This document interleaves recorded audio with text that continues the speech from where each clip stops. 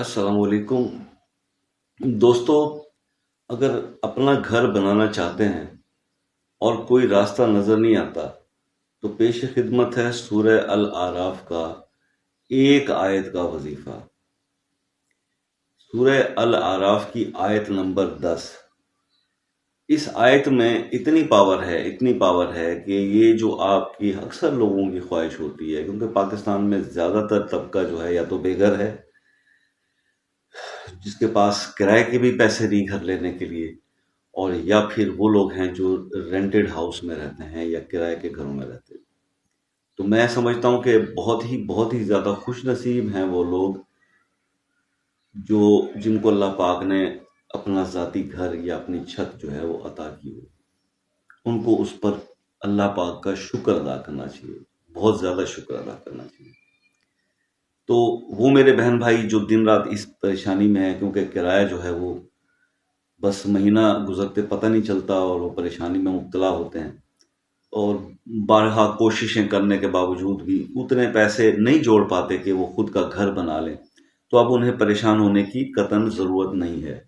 یہ ایک ایسا وظیفہ میں آپ کو بتانے جا رہا ہوں، سورہ الاعراف نوٹ کر لیجئے، اس کی آیت نمبر 10 نوٹ کر لیجئے۔ اب آپ نے صرف تھوڑا سا حوصلہ اور تھوڑی سی ہمت اپنے اندر یہ پیدا کرنی ہے کہ اس عمل کو چھوڑنا نہیں ہے۔ اس میں آپ سب سے پہلے تو اپنی مایوسی والی باتوں کو ایک سائڈ پہ رکھ دیں، کہ جو پہلے آپ نے جو بھی دل میں سوچا کہ یہ نہیں ہو سکتا، ایسا ممکن نہیں ہے، اللہ کے آگے کچھ بھی ناممکن نہیں ہے۔ اللہ پاک نے صرف حکم کرنا ہے اور راستے بھی خود بخود بن جانے ہیں۔ تو سب سے بڑی بات کیا ہے کہ آپ نے اپنے رب کو اس دعا کے ذریعے، اس آیت کے ذریعے راضی کرنا ہے، منانا ہے کہ یا رب العالمین مجھ پر یہ رحمت جو ہے وہ نازل فرما اور میرا اپنا گھر جو ہے ہو جائے۔ راستے وہ میرا رب خود پیدا کرے گا۔ پہلی بات تو اس پہ مستقل رہنا ہے، گھبرانا بالکل نہیں ہے، مایوس نہیں ہونا۔ یا تو یہ عمل آپ کا 40 دن میں کام کر جائے گا یا 60 دن میں کام کر جائے گا۔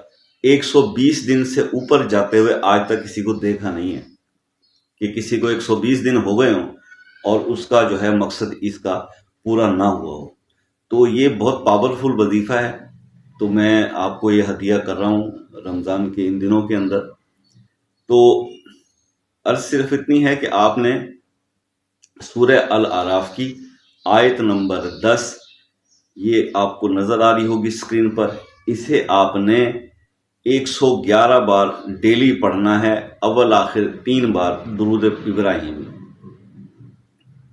اب آپ نے اس کو صرف اور صرف پڑھنا صبح فجر کی نماز، سنتوں اور فرضوں کے درمیان میں جو گیپ ہوتا ہے، یعنی سنتے پڑھنے کے بعد آپ نے یہ آیت 111 بار پڑھ لینی ہے، اور اس کے بعد فرض نماز جو ہے وہ پوری کر لیں، اور اس کے بعد دعا تو خیر ہر بندہ، ہر مسلمان مانگتا ہے۔ شروع کرنے سے پہلے، جیسے میں باقی وظائف کے دوران بھی بتایا کرتا ہوں، 2 نفل صلاۃ التوبہ ضرور پڑھ لیں، تاکہ اگر ہمارا رب ہماری کسی بھی گناہ کی وجہ سے ہم سے ناراض ہے تو ہمیں معاف کر دیں اور ہم سے راضی ہو جائیں۔ اور 2 نوافل جو ہے وہ صلاۃ الحاجت کے بھی پڑھ لیا کریں، تاکہ آپ کی حاجت جو ہے وہ جلدی قبول ہو جائے، یا اللہ تعالیٰ تک وہ حاجت پہنچ جائے، اس کے بعد آپ کے وظائف جو ہے وہ شروع ہو جائیں گے۔